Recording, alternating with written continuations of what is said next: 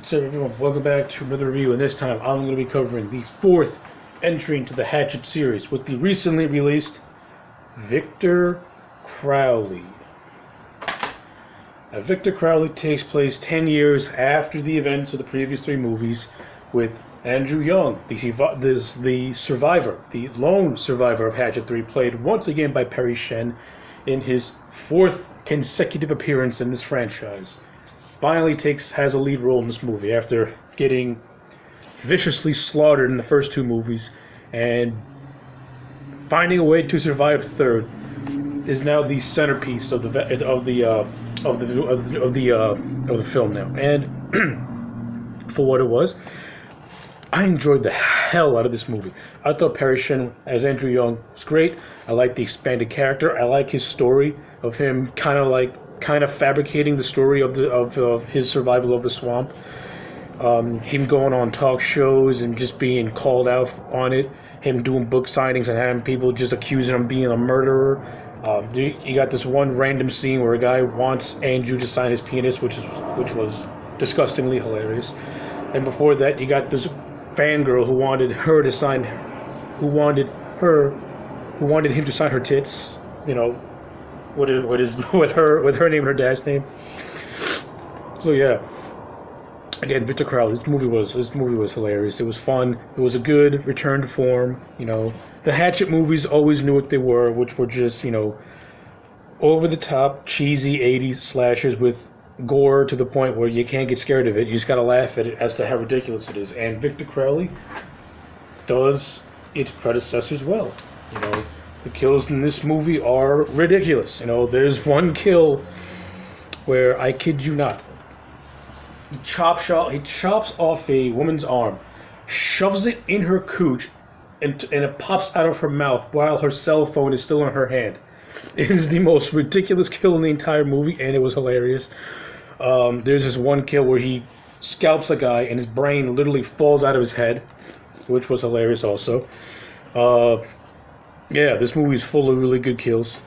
The characters, you know. Now, the whole premise of this movie, you know, pretty much simple. Andrew Young's character, Perry Shen, is forced to go back to the swamp that he had survived 10 years ago as part of a 10-year anniversary thing, because he had written an autobiography to tie in to the 10-year anniversary of him surviving the Honey Island Swamp Massacre. And he finds himself back in the swamp with a slew of other characters, including a talk show host named Sabrina, who used to be his wife, and now they're at odds with one another. And the actress who played Sabrina, you know, she had her moments where she was funny, and she had her moments where she was just plain cringe, and he just wanted Victor just to kill her off, because she was annoying to the point where you're just like, can Victor just kill this bitch already? I'm getting sick and tired of hearing your whiny ass voice. Now, to coincide with, now on the other side, you got this film crew, which is doing like this mockumentary type deal on the Crowley murders. So, and of course, these two groups, you know, kind of sort of like combine with each other once Victor is accidentally resurrected by the power of YouTube, where we see a Reverend Zombie Tony Todd cameo. And of course, that resurrects Victor, and all chaos ensues. It's great. For the most part, I liked some of the characters. The character of Dylan, played by Dave Sheridan, I like his character. I thought he was hilarious. Dave Sheridan is pretty much playing an actor, a guy who's trying to be an actor, and he's hilarious. You know, his first scene, he starts doing like these really bad impressions, and it's pretty funny. And throughout the movie, you know, he just Dave Sheridan steals every scene that he's in, because he really like goes full on ham in this movie, and you can tell he's having a ball with it. I especially like this scene where he's in a cockpit, and he's like doing like these so many different voices, where he's like, "You gotta save us when Hollywood as well." It's hysterical. It's good shit. So yeah, Dave Sheridan is one of my highlights in this movie, alongside with Perry Shen, and a lot of the kills in this movie are pretty good too. We also get like this, you know, we also get like this new thing in the Hatchet movies where like pretty much the majority of this movie all these characters are pretty much trapped inside of a plane because, the plane had an accident and crashed into the swamp. So pretty much the plane, for the most part, is the only thing that's keeping them safe from Victor Crowley. Of course, eventually he gets inside the plane by tearing the shit apart. And, the fun continues to begin.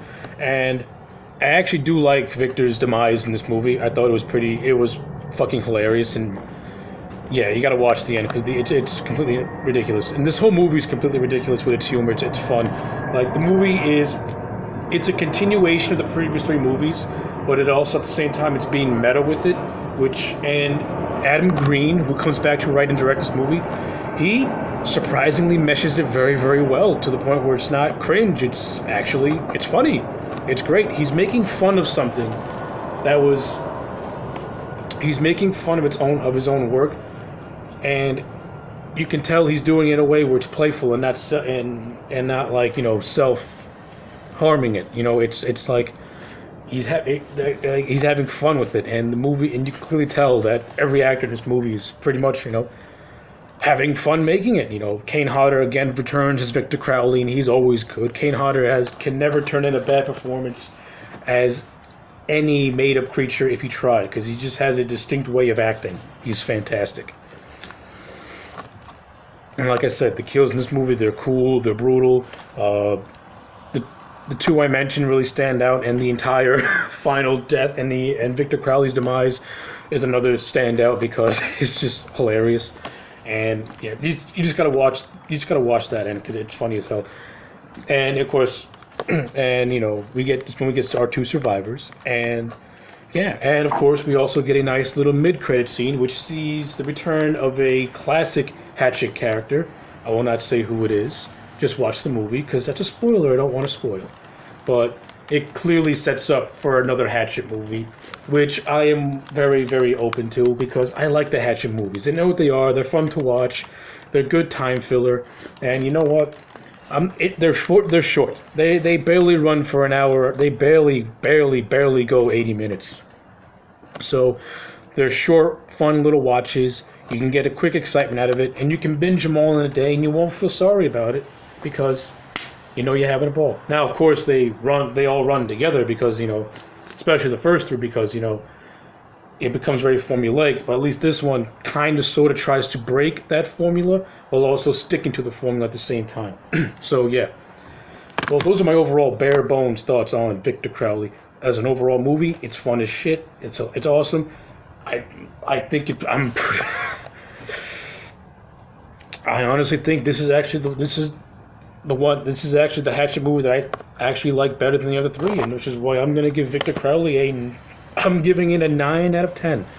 Victor Crowley is a 9 out of 10. It's my favorite one out of all the 4 movies.